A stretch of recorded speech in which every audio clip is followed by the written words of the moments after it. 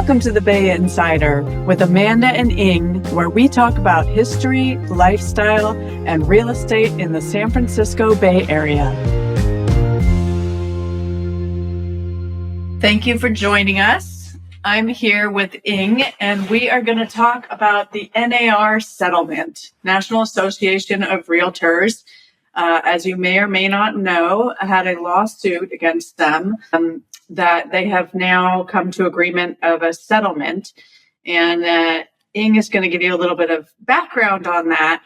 But there's a lot of information, misinformation out there bouncing around. And we just thought it would be a really good idea to kind of have a discussion about this with our listening public, to give you our perspective as two agents in the San Francisco Bay Area who have been working with buyers and sellers for many, many years and have seen lots of situations. And so we have our opinions. We're not representing our brokerage when we have this discussion, and we're also not attorneys, so we can't give you any legal guidance, but we can definitely give you our take on the situation, just so you hopefully have a better understanding. Yeah, I want to start talking about this lawsuit. In the recent months, I have so many clients ask me, what's going on. People are thinking that, as realtors, we're going to be out of job, or the housing market is going to be great because everyone can buy a house now. There's just so many. Or that the cost of selling will be cut in half. That's right. That's right. There's some pretty outrageous headlines. Going on out there. I know we just want to say none of that is true. But before that, I just want to explain a little bit about this lawsuit, what this is about. It's pretty boring stuff. I'll try to make it quick. Anyway, so the lawsuit is called the Sitzer-Burnett versus NAR, National Association of Realtors.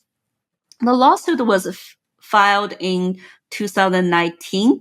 This is a class action lawsuit. So for those of you who are familiar with that, class action lawsuit is a group of people suing for the same reason. So this is a class action lawsuit of 500,000 home sellers in Missouri. They are suing NAR. They are basically saying NAR's offer of compensation model broke the antitrust law. So they are saying the practice by the NAR artificially inflated the commission paying to the agent, specifically buyer's agent. The jury agreed that the defendants conspired to require home sellers to pay the broker representing the buyers of their homes in violation of a federal antitrust law.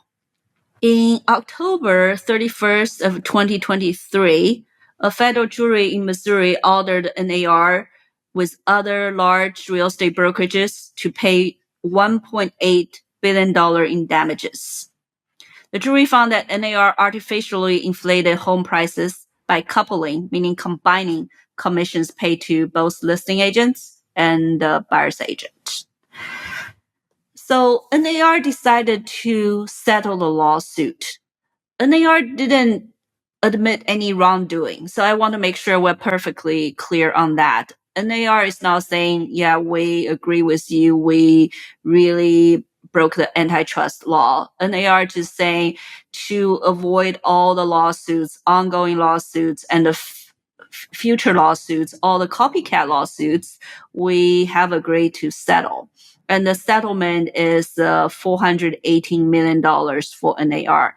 And that doesn't include all the brokerages like Compass, Redfin, or any brokerage over $2 billion in sales. So that's part of the settlement. So they have their own settlements going on. That's right. That was going on for a while. And as a participant in the class action lawsuit, the payout is going to be fairly small. You're talking about, $50, $100. We'll go to the attorneys. That's right. So the benefits is not large. However, because of that, there are going to be some major changes going into our industry. So let's talk about that a little bit. There are two major changes effective August 17th, 2024. Just two. One of them is NAR has agreed that in the multiple listing system, the field of offers of compensation can no longer be displayed. And that was one of the reasons why, they were starting this lawsuit, was because NAR required that broker compensation to the buyer's agent be included in the MLS.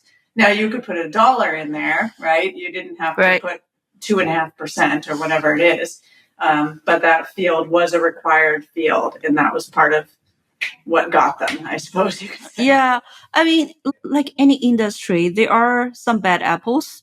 So it's possible somewhere along the way, some agents in Missouri misrepresented information or, misstated the information to say, yeah, as a seller, you got to pay 2.5%. That's required of you. But as a general rule, realtors, we always say it's negotiable and nothing is set in stone. Our compensation is negotiable on the listing side. So is the buyer side. I think any reasonable realtor would not have said, you absolutely have to pay me. Requirement. Right. Requirement, the legal requirement. I think there's some misunderstanding there. Another change that's going to effect is, NAR is going to require a buyer broker agreement before we can work with client. Amanda, or you want to show them, show them a property. So as it stands right now, historically, buyers agents have not, as a practice, gotten agreements signed with their buyers. So. Some do, some made that regular practice, but it wasn't common practice amongst buyers agents. So now that will be required, even if you're going to just view a property. So there will be some interesting things that come out of that, I think, in terms of very short-term contracts. But also, I think it's not a bad thing because it's going to solidify the relationship between the buyer and their agent. Yeah. There are going to be so many changes happening in our industry because of this settlement, this lawsuit and its settlement. And it's too early for us to know exactly what's going to happen, but we have some thoughts of our own. Amanda, where do you see some changes do you think? Well, I think to begin with, right, we talk about the fact that there will no longer be a field where compensation to the buyer's agent can be listed in the MLS, which is historically where that information has been found. Now, the buyers certainly will expect to be compensated, whether that's by the buyer or by the seller, or negotiated some way in between. It's going to be, in the short term, much more confusing terms of trying to figure out, because this lawsuit settlement rather makes it so that can't be readily available in a centralized place.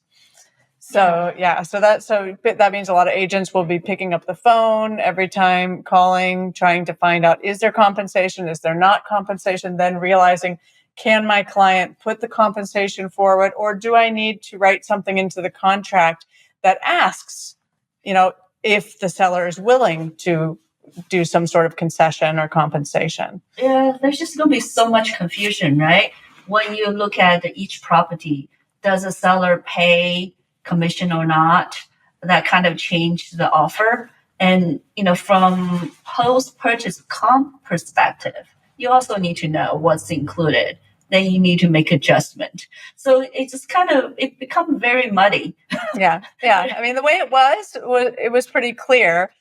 Personally, I wish they would have just made maybe a disclaimer somewhere in the public notes of a listing so that it's obvious this is a negotiable, whatever, some sort of indication that was very obvious to consumers, like the millions of other forms that we have. Unfortunately, they didn't ask us what they should do. So we are dealing with the consequences. Yeah. So it's going to be confusing. Yeah, it's going to be very confusing for sellers and also buyers. From a seller's perspective, as a seller, do you pay buyer's commission? How much do you pay? Are you okay with saying no buyer's commission but give concessions? So, what are the consequences of any of those options? And what will happen, if you don't offer any buyer's compensation, let's say, and the buyers then that go to your property are only the people who are paying for their own representation, or someone that wants to double end the deal, right? Have your listing agent represent them as well, right. Which kind of loses your negotiation power by having that be the situation, right? Because you don't have just one person watching you. Right. And then we heard stories as a listing agent, they will have 10 people, 10 buyers coming to the open house asking to be represented by the listing agent. So what do? Should you represent one? Then you'll be due agency. Should you represent all 10? Then I don't know. I just don't even think that's possible. So right. I think the potential problems that can come from these types of things are not going to be good for the consumer, right? There's definitely some things that, people will also look to go to like a discount or flat fee brokerage, which may be fine in some circumstances. And for some people, that's okay. But there's so many complications to these very complex real estate deals, especially in the San Francisco Bay Area, that you could be leaving a lot of money on the table. You could also be not finding out about things that are really important to know about the house that will come to haunt you later, and you don't want that. Right. Your loss could be hundreds of thousands of dollars easily without the proper representation. Did we talk about financing of the commission or buyer's purchasing power at all? Yeah, no, I don't think we've addressed that yet. And I think that's very important because as we know in the Bay Area, these are expensive houses, right? And if you look at it, let's say a $1.5 million house, 2.5% commission, if the buyer has to come up with that cash at close, that's going to be a burden for sure. Yeah, I mean, I don't know how much that cut down their purchase power. I would say easily 25%. Right. I mean, you think about it, it cuts on their purchase power because they have to have that additional cash on hand. And even beyond that, they may get a worse interest rate because they can't put as much down as a percentage. So it's kind of like a double whammy. Absolutely. So it really hurts buyers who don't have a deep pocket and who really need this most.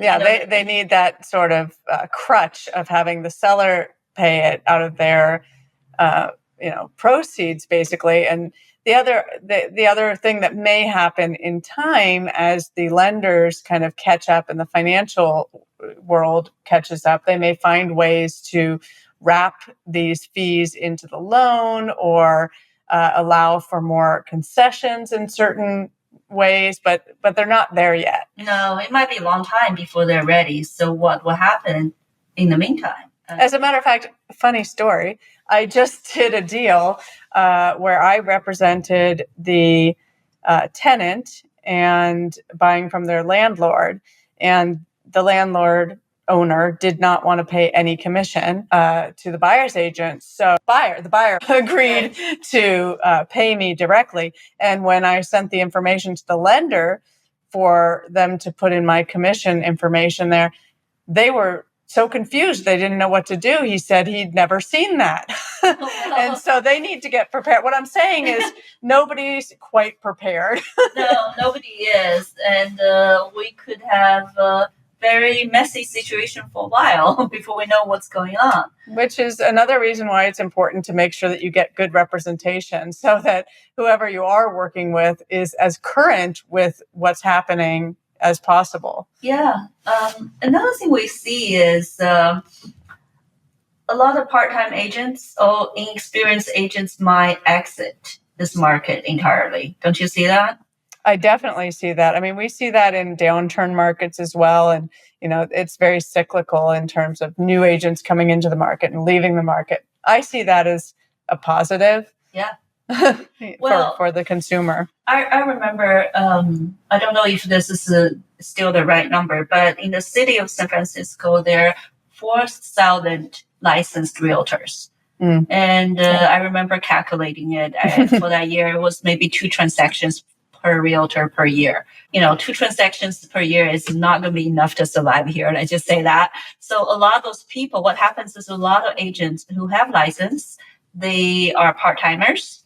Maybe they don't do any business at all. They just have the license. Yeah, I mean, if you're talking about an average, there's some agents, it's heavily weighted towards the top 10%. Correct. And there's some that do one every 2 years. I mean, and how can you possibly stay current with things that are going on when you're doing that amount of business? No, we have so many surprises coming out our way every day, like the insurance. The insurance struggle for the last year also. Which is a whole nother podcast we'll have to do. Absolutely. But the point is, like, we have so many surprises and so many situations. It takes so much to stay up to date to help our clients to navigate all those new situations every day.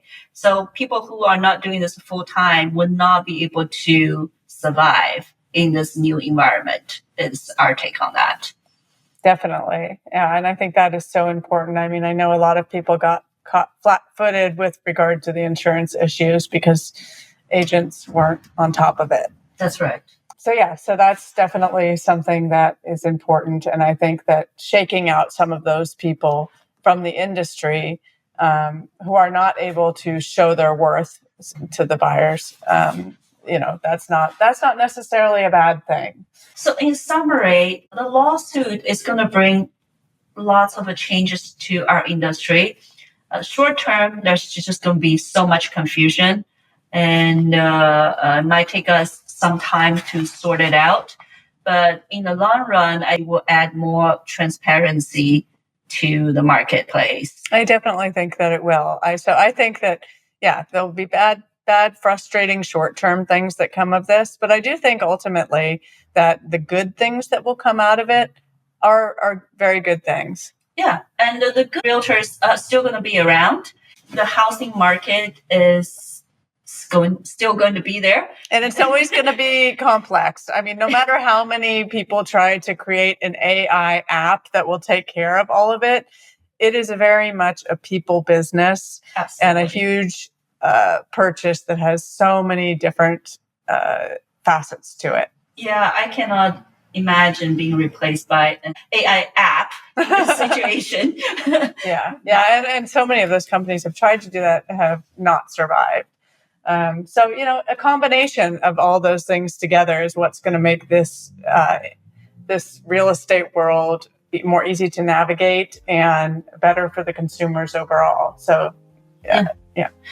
So this is one of our 2 or 3 episodes, a series of episodes talking about the NAR settlement and the changes to our industry. We will have another update for you in the next few months once we have more info to report back. Exactly. And you can also check out my blog posting on my website, amandamartinsf.com.